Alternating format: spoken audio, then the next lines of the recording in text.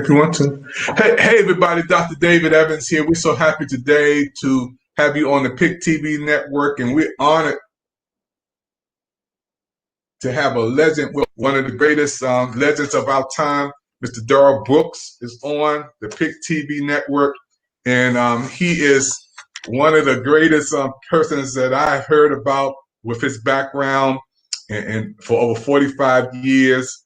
And Darrell Brooks and CD Enterprise has done so many wonderful things with the summer huts and Anacostia Park events in the 70s, bring together people like the great Chuck Brown, Jill Scott Heron, and he's done some great things at the Capitol Center and the malls. And whenever we have a big event in the city, I'm hearing that Darrell Brooks has made it happen. And when you hear great legends like your name, Darrell, and Clarence Avon, it's a pleasure to hear you and the things that you've done throughout the years to bring people Clarence is the Godfather. I'm not in that league.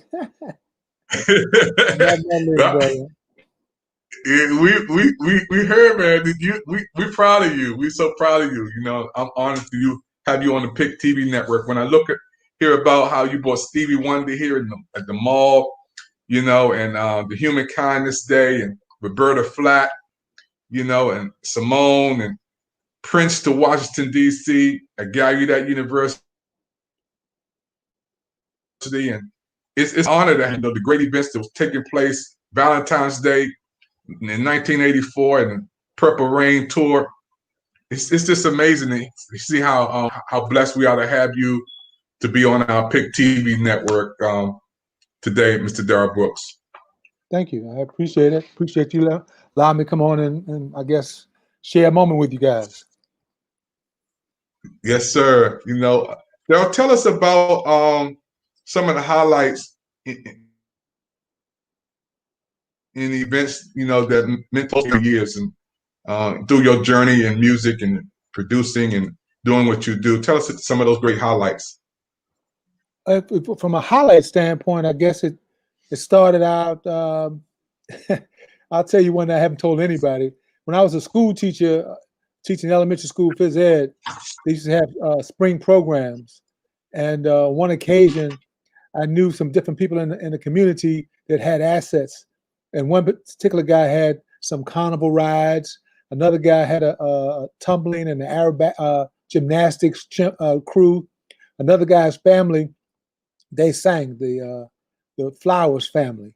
So I coordinated an event at the playground, and all these different activities happened during the spring, during the school year, which was very phenomenal. And just to coordinate people and have memorable experiences was something that kind of interests me, because I thought it was good for our community and good for our people to have those types of experiences. After that, I had gotten involved with advertising. And my goal or objective doing advertising was I knew that Black businesses needed to be marketed. And a lot of people didn't know what other people's assets were. There were guys who sold shoes, there were guys who had clothing stores, but they were spread out all over the city. And if they didn't have advertising dollars, they could not get on those mainstream radio and TV and newspaper ads. So I would find different ways to incorporate promotional and marketing ideas to give them that type of exposure. So I did that for a while. Then I ran into some very nice people who thought that doing something in the community would be interesting. So, and this was right after the riots. And a gentleman named Tony Taylor, Maceo Leatherwood, who happened to be my graphic artist. And I was introduced to my partner, Carol Kirkendall at the time. And we developed a day, or really she developed a day called Roberta Flack Day, but they changed the name because we wanted to do it perpetual and do it year after year after year. So if you just name it after one person, that means that ends it. But if you give it a common theory, a theme, you could do it multiple years. So that's when Human Kindness Day came into effect. And that was in 1972. From 72, we honored Roberta Flack, but 73, we honored Dick Gregory. 74, we honored Muhammad Ali and Nina Simone. And in 75, we honored Stevie Wonder, which incorporated art and essay contests throughout the DC public school system, coordinating these things with the National Park Service, the DC Department of Recreation, the mayor's office of youth opportunity. We were getting funding from different, nonprofit organizations because we were 501c3, but it perpetuated a situation where we had kids actually participating in the growth and development and the presentation of these events. So they had a learning opportunity, and radio stations got involved, different corporations got involved. So we would have contests. We put out a publication called The Sheet. So a person who won an arts contest or wrote a writing contest, we had like a baby newspaper that we printed up and then passed that back out to the community so kids could see their work and share their work with their friends and their family. So it gave them a sense of belonging as well as achievement. From there, in order for us to do these funds and match our grants, particularly with the National Endowment of the Arts, we had to do fundraisers. So our fundraisers went from a small club trying to match our grants or raise money to a Coliseum, Washington Coliseum, if you know anything about DC, to the DC Army. We created this program called the Capitol Boogie Showdown, which was a dance contest throughout all the high schools in DC. And Channel 7 filmed it. And so it was a big to-do, and people had a lot of fun. So then the bigger building, a place called the Capitol Center, said, hey, why don't you do one of those programs at our venue? I said, well, hey, your venue is real big. We used to doing like 8,000 people. Your building holds 20,000.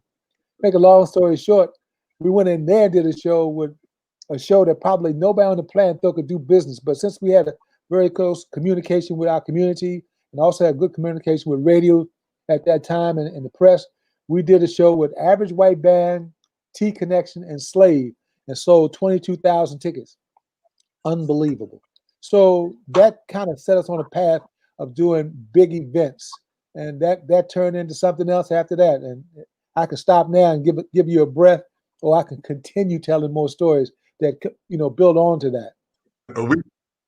We want you to continue, Mr. Darrell Brooks. It's just an honor to have you on the PIC TV network to let people know all over the world, how we're proud to have our DC's own, how it's impacting the world. When we think about names that you said, Roberta Flack and Stevie Wonder and the Human Kindness Day, growing up in DC, I remember that time. The late, great Chuck Brown doing concerts and you're still doing some things in helping to keep the go-go music legacy alive. Darrell, talk a little bit about that, Darrell. Well, go-go is DC, as someone said, is our religion. It's a tribal connection. It's a camaraderie. It's a place where, in your home, in your community, in your parks, what that means. If you've ever been to New Orleans and know what a second line is, then in DC you know what go-go is. If you go in Chicago and know what stepping is, in DC is go-go. And it's when you realize who we are and where the people of DC came from. They were descendants of slaves coming out of Virginia and North Carolina, looking for a better place to raise their families. And you also think about what the drum meant to our community and Afro-Cuban rhythms. That drum beat has something to do with our inner, and it's in our DNA. And I think that Chuck Brown really nurtured that to the point where he told stories. He could have been what do you call him? I think called a guru. It's not, the words escapes me for the second, but he was that storyteller in our community that told stories and it talked about life and love and being positive to ladies, being positive to gentlemen, and making you feel good about yourself. So with that kind of attitude and that kind of information in the community, you would go to hear Chuck or some of the other groups tell their stories and dance and feel a part of something and release that stress and enjoy yourself and have opportunity to meet new friends and that sort of thing. So Chuck had been a part of our programs in particular, especially when I was doing the nonprofit stuff, for all the big events. He was a major card. He was a major player there, along with groups like Blackheath, Experience Unlimited, Rare Essence, Trouble Funk. There was a lot of groups back in the day that helped and laid the groundwork but what has perpetuated now to be the sound of DC and the official music of DC. But I think also you should just be aware that the influence of the heart of DC has spread globally because our music has been sampled all over the world. You know, some of the major artists in the country have sampled our music and sampled our sound. Sometimes they don't. It's like having a lightning in a bottle. They don't know what to do with it, but they know when they use it, pull it out, it really works. So that's what that means to me. That's what the go-go culture means to me. That's awesome, Mr. Darrell Brooks. You know, to hear you, man, and just I can visualize everything unfolding as you talk about it. You know, in our city, growing up all my life, I've been here 58 years. I came out of Cadoza in 1981. You know, so I remember Trouble Funk. I remember Red Essence, EU, Mass Extinction. My good friend Simeon Corn and Chuck Brown was the leader of all of it. You know, and to see Chuck perform, to hear Chuck perform, you know, his music is just timeless. You know, and I'm so happy that, you know, in our life timelines, you had an opportunity to work with him, to one-on-one with him. I remember my experience with Chuck. Austin Hill, we walked in there, Chuck, I said, "Hey, Mr. Chuck Brown."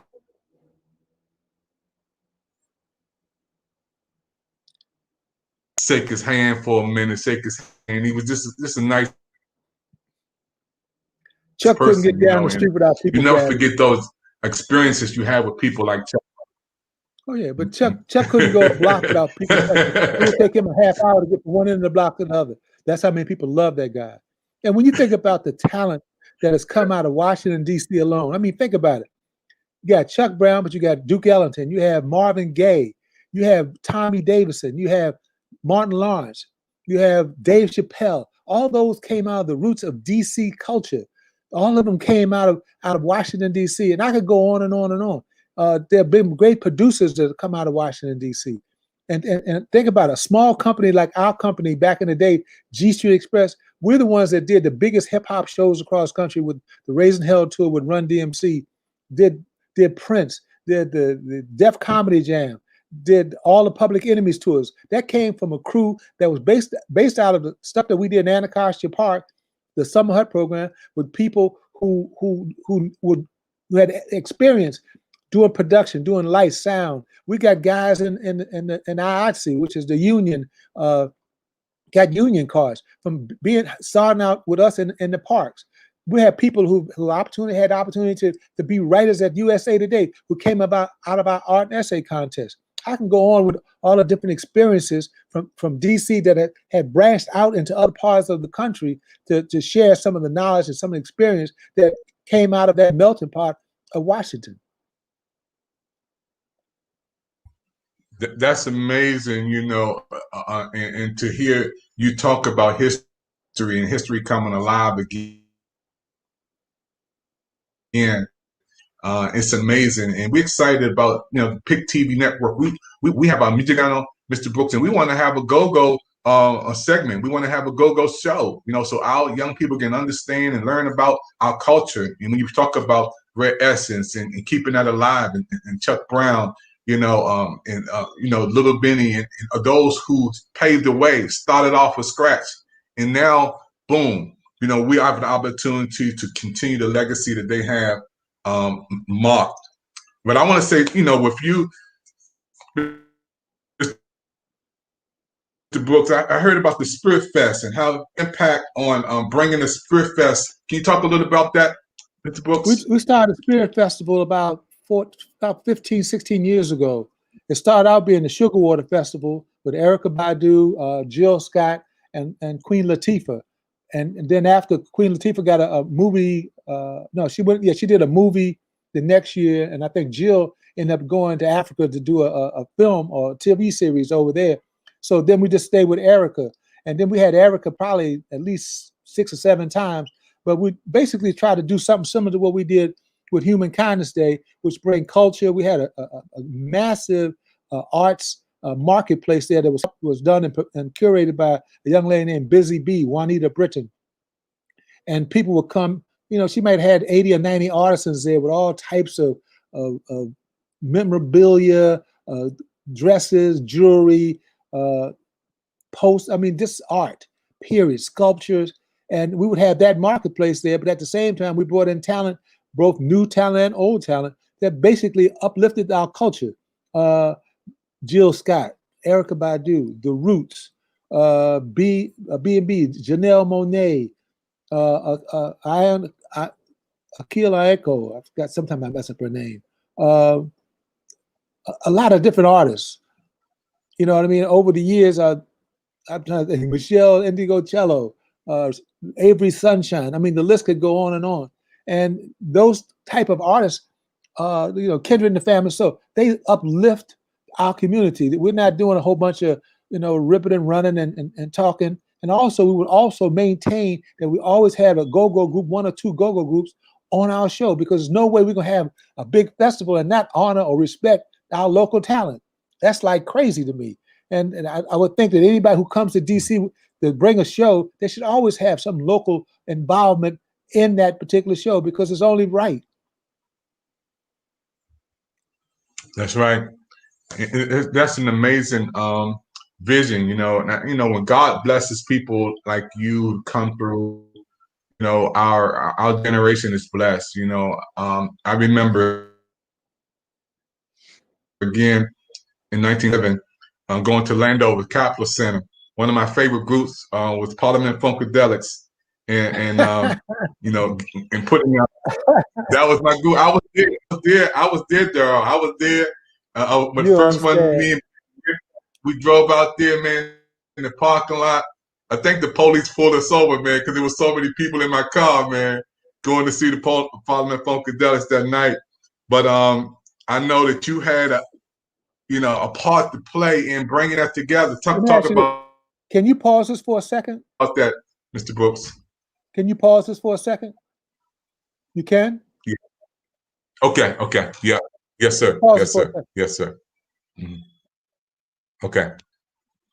Yes, so everybody, we're talking to Mr. Darrell Brooks here at the PIC TV network. We're excited about all of you who are watching with us today on our network. We're excited about him being an entrepreneur. You're talking about a great leader who have been blessed to bring together people such as Jill Scott, Roberta Flack. We're talking about the man who behind the scene brought Prince to this early and Purple Rain tour, Mr. Darrell Brooks. He's going to talk in a minute. The Parliament Funkadelics, how he put together that group in 1977 to bring him at the Capitol Center. Now working with Erykah Badu. I was at the atrium when the event took place there. Keith Tate, my good friend, I had a portrait that he made for Erykah, and we were first class and everything we've done there. And Mr. Brooks is the man who made it happen. We have a legend on, and our PIC TV network is so happy and honored today to have one of our own. This is one of DC's best. When I say Clarence Avon, you got to put Mr. Darrell Brooks into that arena where he is doing awesome things and continue to do awesome things throughout his generation and meeting the needs of others. Mr. Brooks, I was talking about 1977 at the Capitol Center with the Parliament Funkadelics, and how that was like our first time. It was like our fundraiser that we did, and in 76, 77, we did the landing of the mothership, and we did that to raise money for Compared to What Incorporated. But that relationship with George Clinton ended up being like almost a 9-year relationship, because we ended up touring George Clinton, Parliament Funkadelic, Brides of Funkenstein, Bootsy Collins, Bootsy's Rubber Band, the Paulette, Zap, and the Roger, a whole host of groups. And then Felipe Wynn was a part of the tours. It was an incredible experience, because we did Uncle Jam's Army, Aqua Boogie, Gloria Howler Stupid, Uncle Jam's Army, and we did the second land of the mothership. I don't know, you probably heard the story that the mothership, I was the one that threw the mothership away the first time, because the mothership ended up in my garage because they ran into some little hard times there, and it ended up in my garage. Yeah, it was rough there for a minute. So my mother said, "Daryl, that has to go. All that stuff got to get out of here." So I ended up getting rid of that, and then about 5 or 6 years later, a record label built another one, and this is the one that's in the Smithsonian right now. And then we ended up touring that. I got asked, really, my crew got asked to come out since we knew the production. Would we do it again to get them back on the road? And we said yes, we do it. And we ended up touring them from like July through December, and then we left the road again because at the same time we were still doing R&B shows, hip hop shows, all during that time period. And we also did, a lot of deaf comedy shows during that time period. And then we ended up in the management business with a gentleman named Herbie Lovebug. Everybody knows him as Herbie Azor. And we did a joint venture with him. And we ended up co-managing Salt and Pepper Kid and Play, Kwame, Dana Dane, Sweet Tea, and a bunch of those artists that were out of New York. And we basically got an office in New York and stayed up here for 5 years, stayed up in New York for 5 years. So we kind of got around.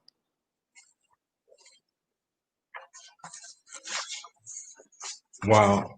That's just history, that we need to keep alive. We need to do a documentary on you, Mr. Daryl Brooks, and all of this information and history have, our own, with you coming and bringing together so much, and I can only imagine, and those career highlights that you talk Well, I think if you think about some of the things about and come to pass, honestly.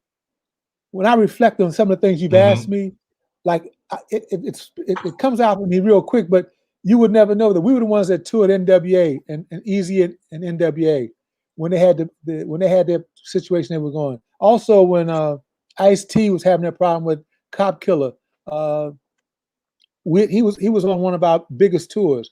Public Enemy's tour, we did all three of those initial ones that he did. They were all arena tours. We did the last tour Will Smith was on because he was one of the opening acts during the Public Enemy tour. So, me and my crew had opportunity to see that whole culture develop. Watch this, Tupac, when he was with Digital Underground, every now and then would ride on my bus. So I've seen these guys. They were all young. They were interested. I remember when Ice Cube, Ice Cube, when he was with NWA and he was trying to figure out what his place was in hip hop. And, they used to be upset about the movie business because it wasn't happening. Then he said, next thing I know, he started making movies. So I've seen the evolution of a lot of these guys over the years. Too Short. I can tell you stories about Too Short when his bus broke down on the highway. We went back and we backed our bus up to pick him up so he can get to the next gig. So yes, it was a lot of things that transferred. We did the first tour with New Edition when they very first came out. So, I mean, our company, Carol, Daryl, Gregory, Gerald Scott, the initial crew, there was a lot of guys named Sonny Franklin, Dwight Small. These were people who born and raised in DC who had the expertise enough because of our experiences in Anacostia Park and doing stuff inside the DC area, coordinating with the National Park Service, coordinating with DC Department of Recreation, having that experience that grew out and started doing those kind of things. And by me being in advertising and marketing, it was like a natural because I knew how to publicize it. I had a good team. It was a good team of us who knew how to do all the right paperwork and get all put the dot the I's and cross the T's. And it was a good experience, period. Yeah, I can remember, Mr. Brooks, in the 70s when you had an event at Anacostia Park, there was so many people out there, you probably couldn't see was thousands. I mean, the police probably couldn't even control the crowd. There were so many people. The unique thing about that is that it was so neighborhood oriented and so neighborhood appreciated. We never had any problems there for like 3 years. Never had one problem. Families would take care of it because in any neighborhood, parents know who the knuckleheads are. Kids know who the bad characters are. And anytime they came in our area, those parents or kids told them, y'all can't come down here. You will not disturb this, and ran them out. There was no problems. We had no problem. Our stuff was so cool. One time, our generator, we had a diesel generator. We were doing a big show, and our diesel generator ran out of fuel. Someone from the Park Service came over, got in the truck, broke into the yard, got out some diesel fuel, filled up our generator, and came back. Okay, I mean, nobody wanted to see anything happen that was negative. Everything ran smooth. The Park Service had a police depot at the top of the hill. They never came into the park. They never came. They had no reason to come to the park. There was never any problems. And I think Anacostia Park was such a wholesome place. And I'll give you an idea. We did a date. It was at the end of each one of those summers. We did something called People Day, and that's when we'd have all the best groups that had performed those at the evening concerts all summer long. We'd have one big concert that day. We started early during the day instead of late in the afternoon. I had to call a radio station and warn them we were getting ready to let the show out at 11:45. They would broadcast on the radio. At that time, it was a guy named Gregory Hines, and he was on WL. He would then start talking on the radio. Ladies and gentlemen, be prepared. There's a whole bunch of kids coming with bicycles and dumping on Pennsylvania Avenue, Minnesota Avenue. So just be prepared. The concert is getting ready to let out. You had kids on bicycles, whole crews come from northwest, southwest, northeast, going over Sousa Bridge, going back, blowing their whistles. Do, do, do, do. You hear trains of whistles of guys going all across the city. That was the spirit of Washington, D.C. That was the spirit of what was going on in our neighborhood. It was beautiful, very beautiful.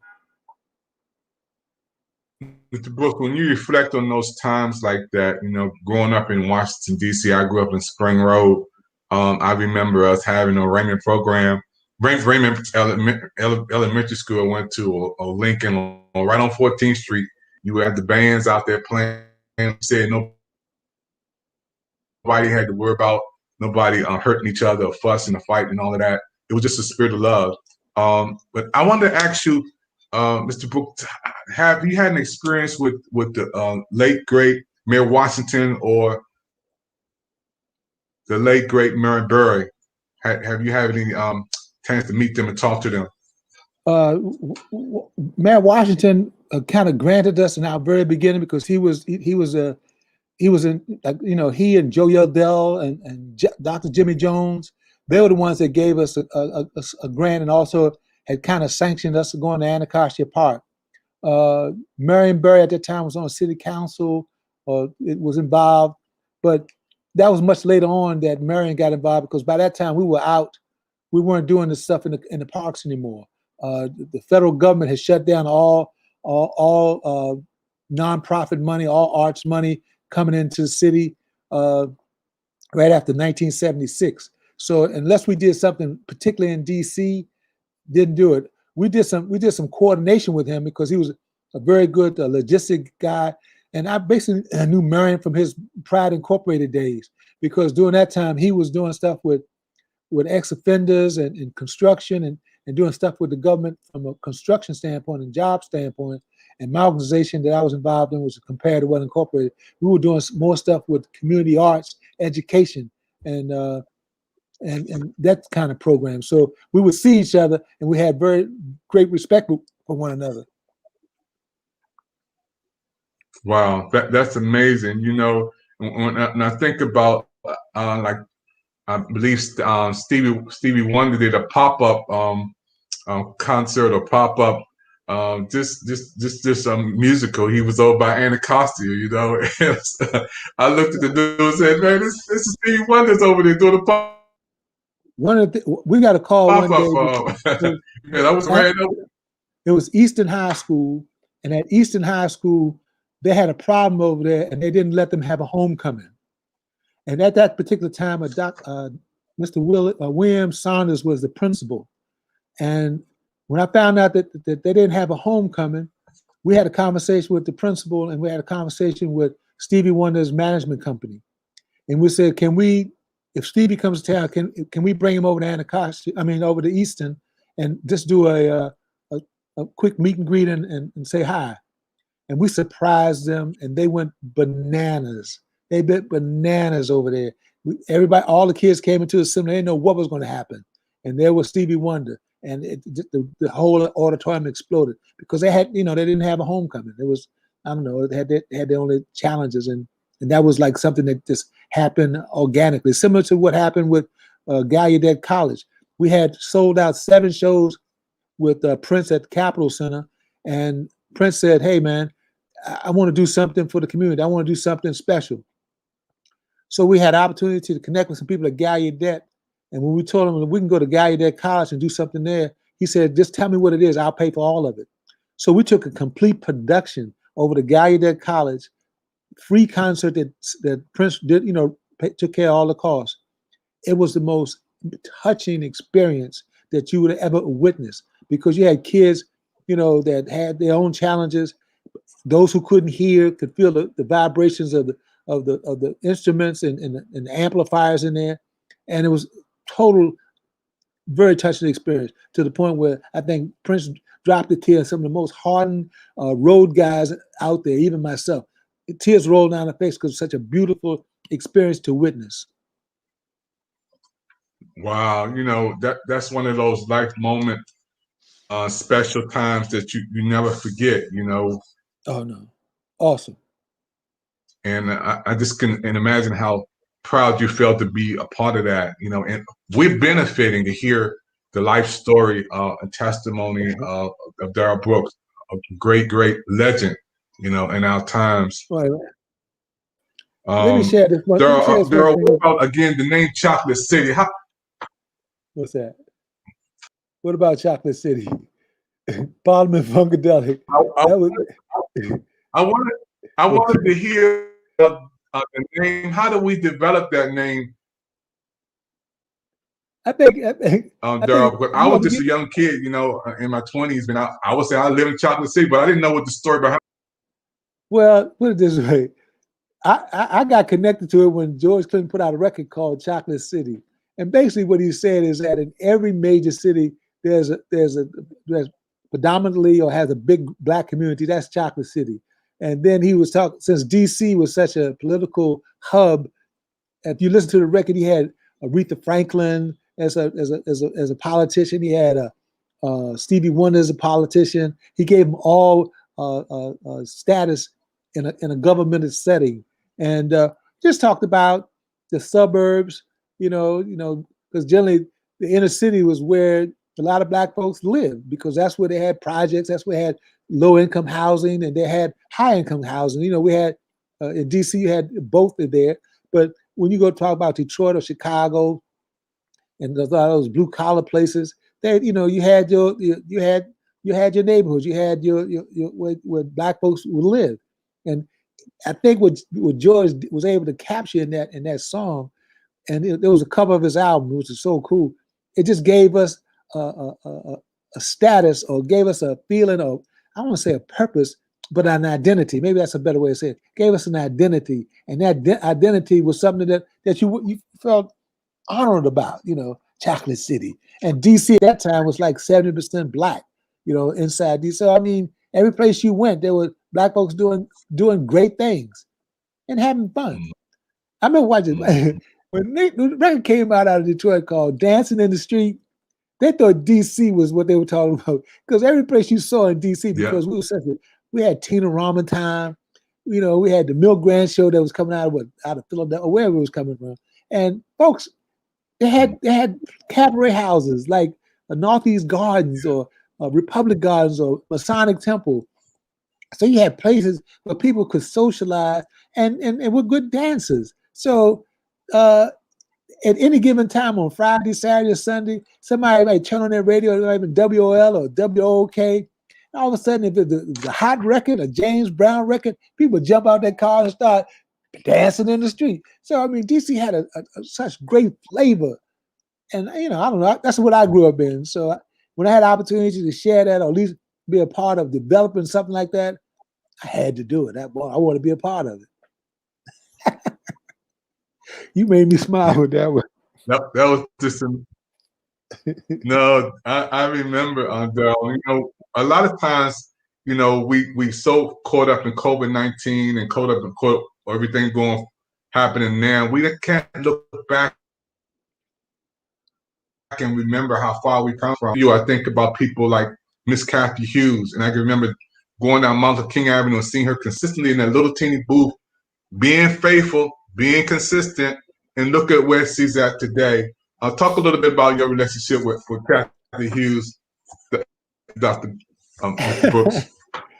Kathy, I met Kathy when she was a general manager of WHUR. That's when I had my advertising agency. And we became very good friends.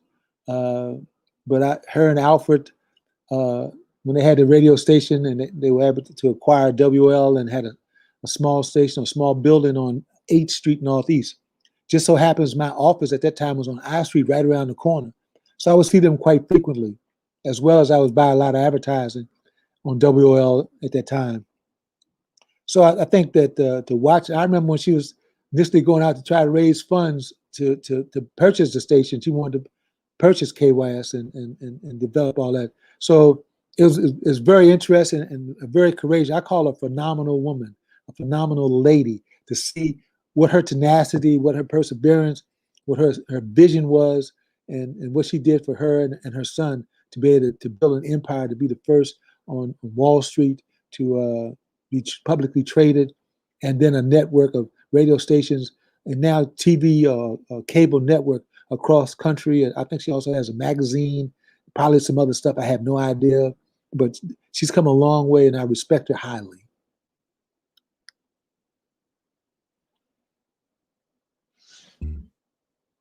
That's an amazing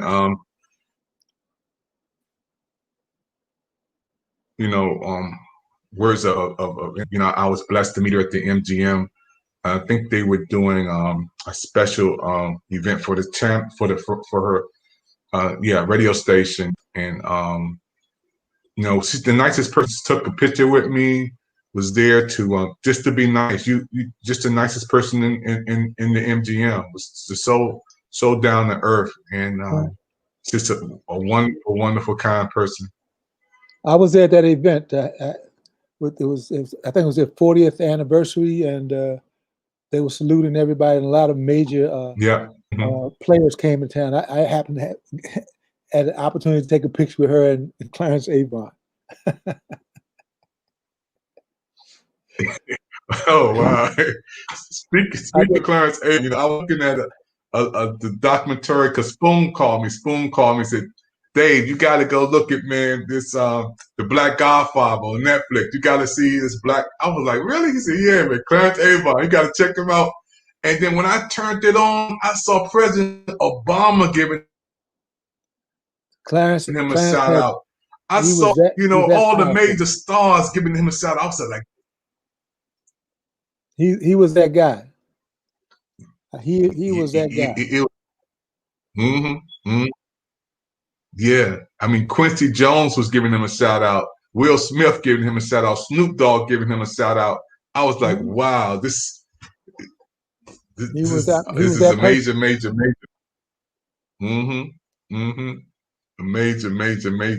Major man, and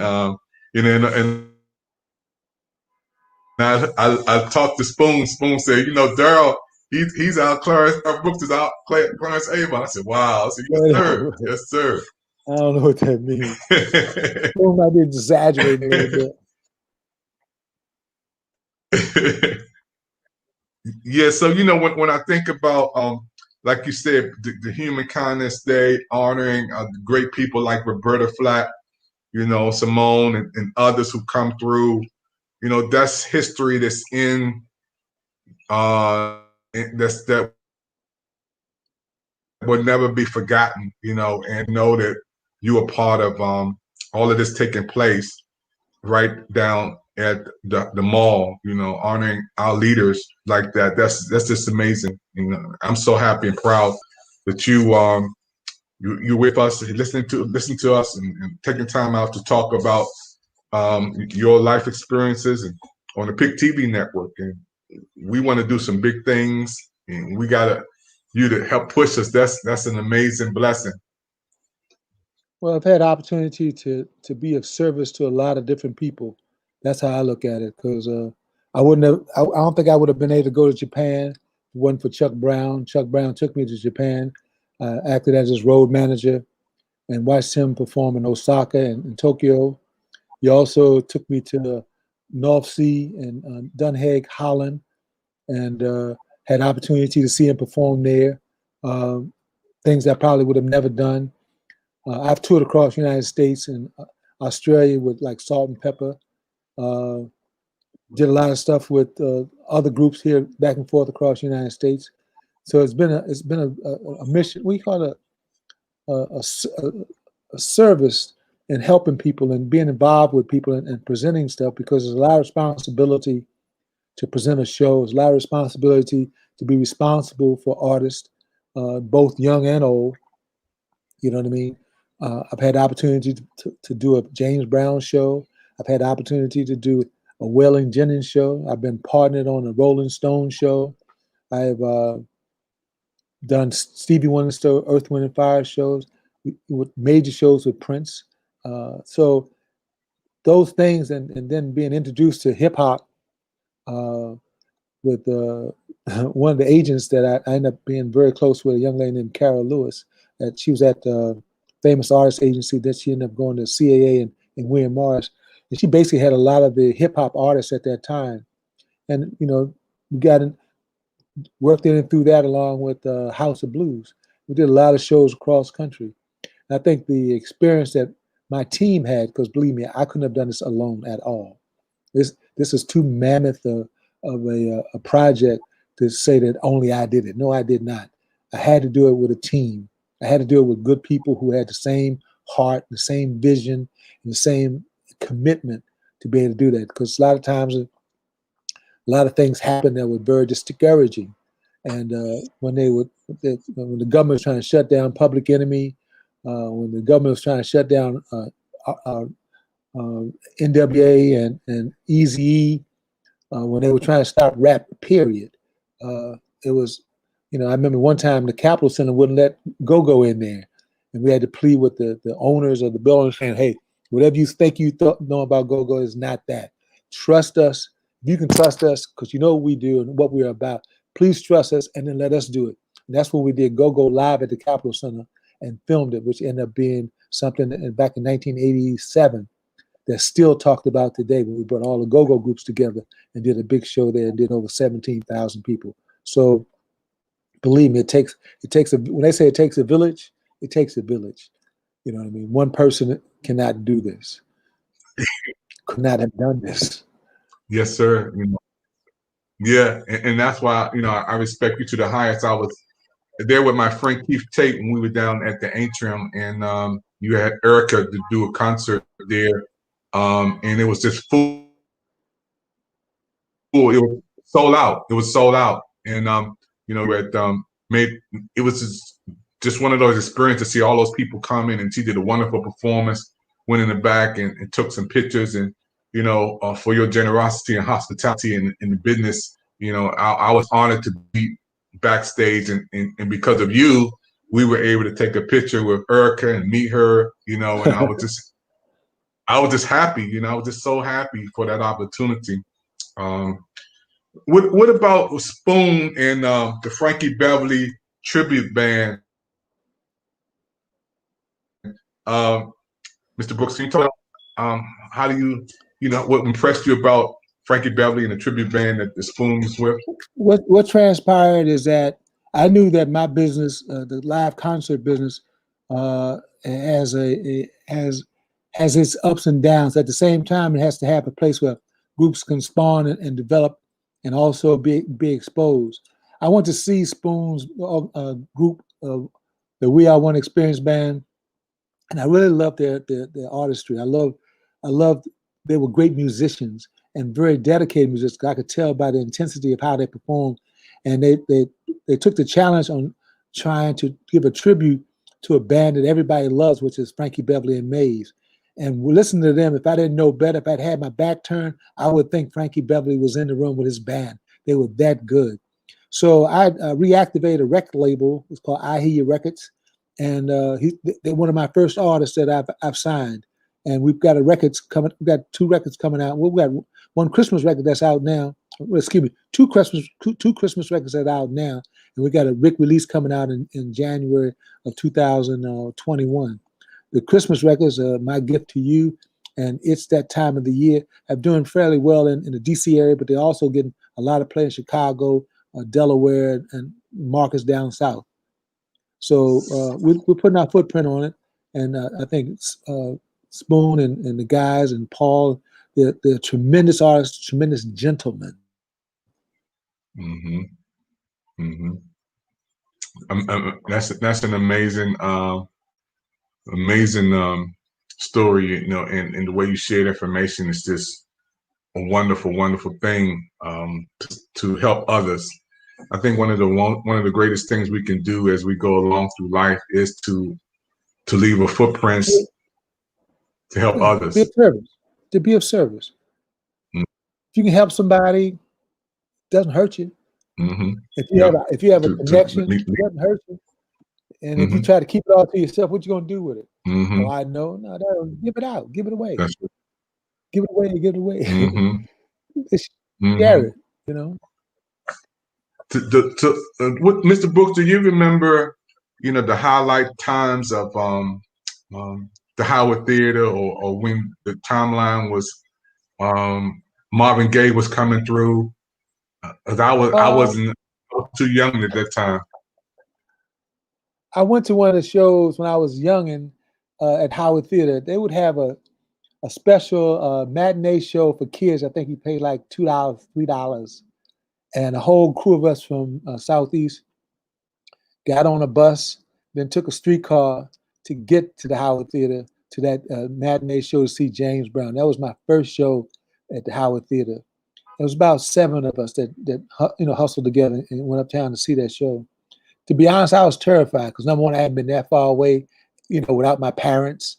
I was just going with my guys, guys in my neighborhood that I played football and baseball with and tag with. I think the average age of us might have been 13, 11, 13, 14-ish. And maybe one of the 16 or 17-year-old guys was with us, some of the older guys in the neighborhood. And when we got into the Howard, we shot up and got up to the balcony because obviously we weren't sitting downstairs. That's not what we did at that time. When you stayed together, you want to protect yourself. You try to get to a place where you at least had control of the space. And to be honest, I got blown away when I watched this show. The first thing that knocked me out is when the MC came out and all of a sudden this microphone came up from the bottom of the floor. I mean, I'm saying like, wow, that was astonishing to me. I've never seen a microphone come out the floor. And there was this guy talking, and next thing I know, you had this band cranking up in, real strong in the background. And here comes James Brown, and he was tremendous. Danced all over the stage, girls singing, da da da. I mean, it was an incredible show. It was very, to a young guy who'd never seen anything like that, I was very impressed. It was a memorable impression on my brain at that time.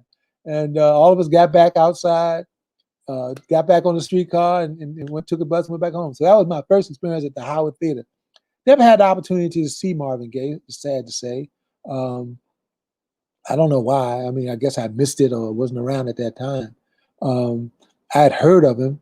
And then by the time that What's Going On came out, I think I was on a different side of the planet or something, because that record had such an impact in my community. But I don't know if he was traveling at that time. That's the best I can say about Marvin.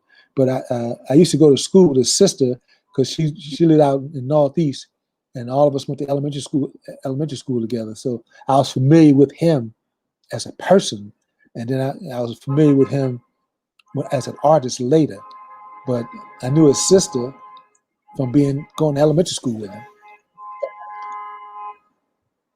Yeah, that stuff's amazing. I was thinking about we're talking about the Howard Theater. I was growing up on Spring Road, and we used to go to the Tivoli, which is on 14th Street. And they used to have talent shows at Tivoli.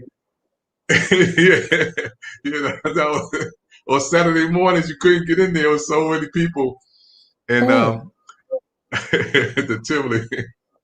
Yeah. They would do things. They would do special things for kids or young folks, and I think it was very special. Those kind of things kind of waning away as DC changed over. You know what I mean? I think the Park Service would try to do stuff. Not Park, DC Rec would do the showmobile and take shows around.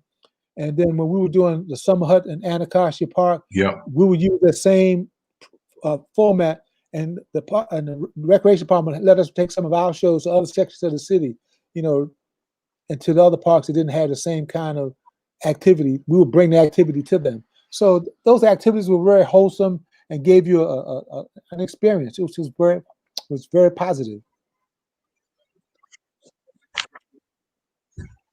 Yeah, I was just thinking about, again, when I hear the life stories of what you've done to help our city, the culture, our communities. I'm honored again to have you on the PIC TV network. I used to listen to my brothers because I was like a real young teenager, and they used to talk about growing up with Sugar Ray Leonard, knowing his family, Sugar Ray and his brother and my brothers were friends. That was a wonderful day to realize that we were a community because we all was together. Like you stated, coming to Anacostia, you didn't have to worry about nobody fighting and all of that shooting and killing each other. It was just a beautiful time. You could come together. The Carter Burn, I remember events at the Carter Burn. We would walk up 16th Street, Mr. Brooks, and go to Carter Burn. Carter Burn you was remember that? Yes, I went up there with Chuck one day. Ended up riding it with Chuck. No, stop. Chuck was coming in the back door. I was trying to get in the back door because I think the OJs were playing. So I walked in with Chuck to go backstage to see the show with the OJs. And, back then, I would go to different shows that they'd had in the city, talk to some of the artists, and then had an artist come over to Anacostia Park. Because, yes, they went uptown, but what they during the day, they don't do nothing but sit in the hotel or maybe go shopping to eat. So I'm saying, hey man, come over to Anacostia Park, talk to some kids. Let's do a master's class. Show them, tell them something about singing or tell them about playing the guitar, or talk to them. I did that with Bobby Womack.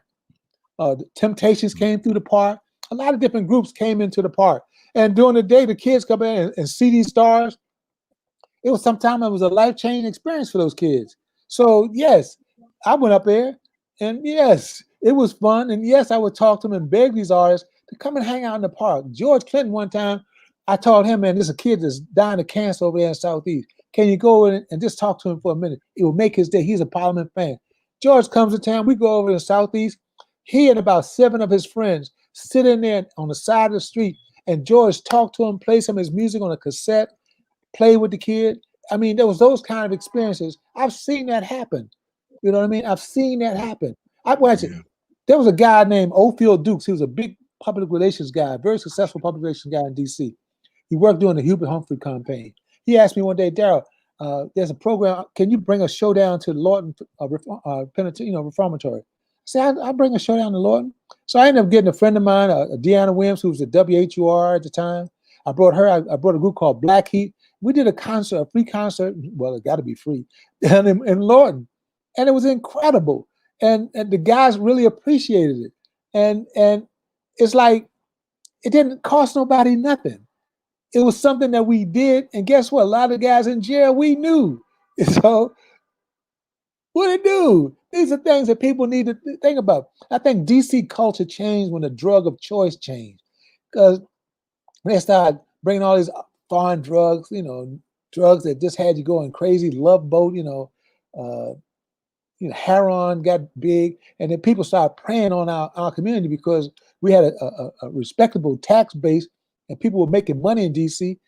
The parasites came in there and tried to exploit that money, and the whole thing changed. It kind of changed in a different direction. I think when the Republicans came in, it kind of changed a little bit because there was a different kind of feeling. And when the Park Service, when the federal government shut down the arts program, it took something away from the community that was very positive.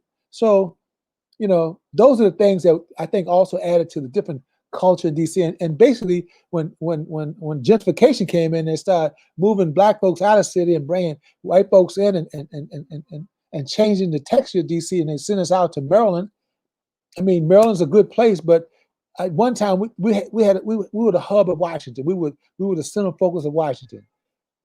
Y'all go outside. It starts tearing down neighborhoods, putting up high rises, and change the whole landscape. Things change, and I think those are things that I guess we're still cultivating or trying to establish today.